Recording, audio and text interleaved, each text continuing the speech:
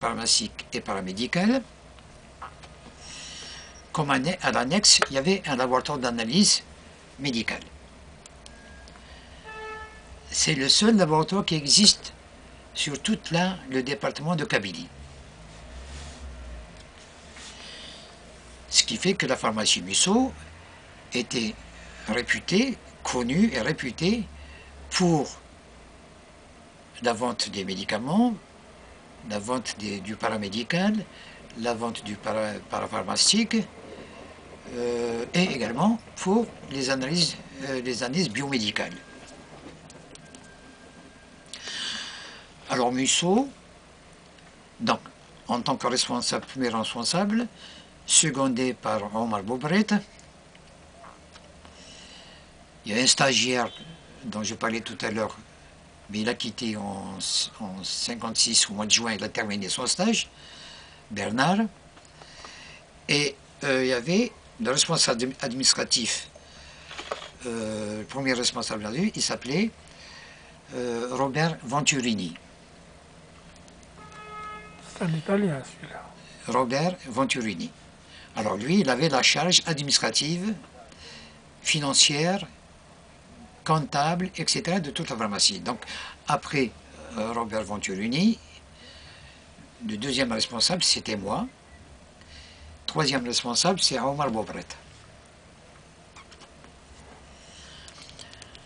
Alors au mois de juin ou juillet 1956,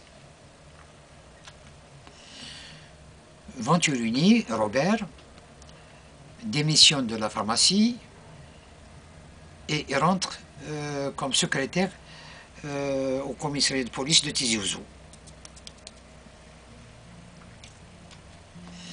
Il faut dire que Musso, Jean-Claude Musso, le pharmacien, il est également responsable de la pharmacie et du laboratoire de l'hôpital Najlen. À l'époque, il s'appelait Najlen.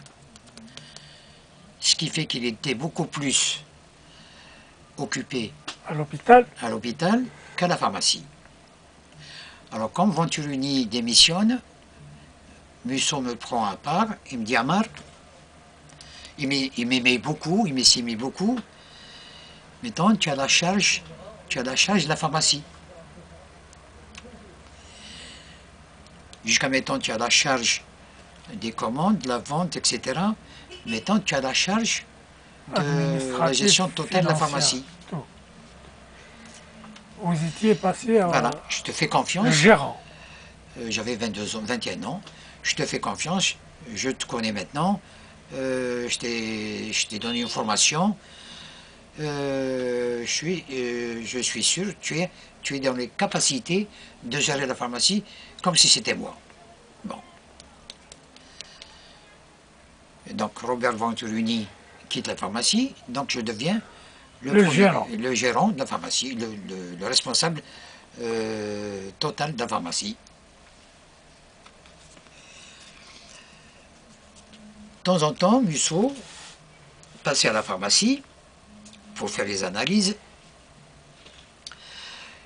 qu'elles soient, ce qu'on appelle, quand je dis les analyses, soit les analyses du sang, soit les analyses bactériologiques pour la recherche des germes dans les matières fécales, soit la recherche parasitologique, par exemple le paludisme, surtout microbienne, la recherche du bacille de Koch, la tuberculose. Donc il m'a pris sous ses ailes et m'a dit voilà, je vais t'apprendre également comment faire des analyses. Avec lui, tout d'abord, avant de faire l'analyse, il faut faire le prélèvement. Quand le malade arrive, s'il y a un prélèvement sanguin, donc du sang, il faudrait faire un prélèvement. Donc il m'a initié à faire des prélèvements sanguins. Il y avait une salle spécialement pour ça, c'est une salle de soins, mais qui est faite également pour prélever les prélèvements sanguins. Bon, il y a également des échantillons d'urine, Il faudrait que le flacon soit stérile. Les pots pour les crachats, pour la recherche du bacille de Koch, c'est la tuberculose. Donc, chaque fois, il m'initiait aux analyses. Au bout de 4 mois, 5 mois, j'ai commencé à faire l'analyse du BK, l'analyse du paludisme, sauf le sang. Le sang, il faut l'envoyer, à part 2 ou 3 choses, parce que pour les analyses du sang, la formulération elle est faite, mais sur certaines choses, il m'a dit, quand il y a ça, il y a ce qu'on appelle une liste, tout ce qui peut être fait ici, au laboratoire, et tout ce qui ne peut pas être fait ici, il faut envoyer le tube de sang à l'hôpital. Pourquoi? À l'hôpital, il était beaucoup plus instrumentisé, ce qu'on appelle, il y a beaucoup plus d'équipements, surtout pour les bilans sanguins, pour la détermination du cholestérol, de la bilirubine, le BV et autre chose. Ça se faisait à l'hôpital. Pourquoi? Parce qu'il y a des appareils adéquats pour ces analyses. Ensuite, à l'hôpital, ils font ce qu'on appelle les diagnostics, les résultats. Ils me donnent les résultats. Ils sont retranscrits sur une feuille du docteur Musso. Les résultats sont retranscrits sur la feuille parce que c'est interdit que ce soit l'hôpital. Mais là, c'est un arrangement illégal, Ouais. que le pharmacien Musso faisait faire ses analyses, mais il empochait ce qu'on appelle les recettes, les recettes, qui sont assez conséquentes mensuellement. Donc à partir de là, en 1956, Musso, qui était un officier de la marine française pendant la Deuxième Guerre mondiale,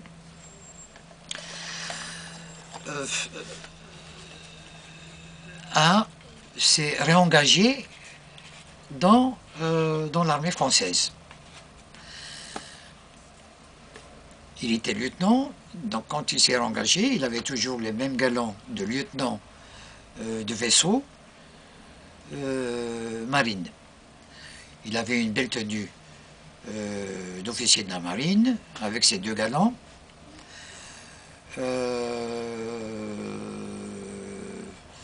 Mais il ne sortait jamais. Alors, les mauvaises langues européennes, il faut dire aussi que Musso avait de très rares contacts, pour ne pas dire du tout, avec ce qu'on appelle la colonie, les résidents français, pieds noirs, entre parenthèses, de Tizi Ouzou. C'est un oisif. Il n'avait pas de relation, il n'avait pas de contact avec ce qu'on appelle les éléments pieds noirs de Tizi Ouzou. À part 1 ou 2 qui ne sont pas des natifs de Tizi Ouzou, Dr Fio, un généraliste, qui est de Dijon en France, qui est natif de Dijon en France, et Dr Cotard, qui est dentiste. C'est le seul élément avec qui il est en relation. C'est des médecins qui travaillent à l'extérieur, pas à l'hôpital. Les pieds noirs, donc les éléments européens de la ville de Tizi Ouzou, par méchanceté, il l'appelait l'amiral du Sebaou. Pourquoi l'amiral du Sebaou? À 2 km du centre-ville de Tizi Ouzou, il y a les rivières Sebaou, qui vient des hautes montagnes de Kabylie.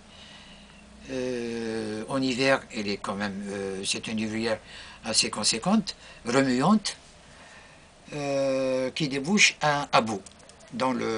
Évidemment, il y a les affluents,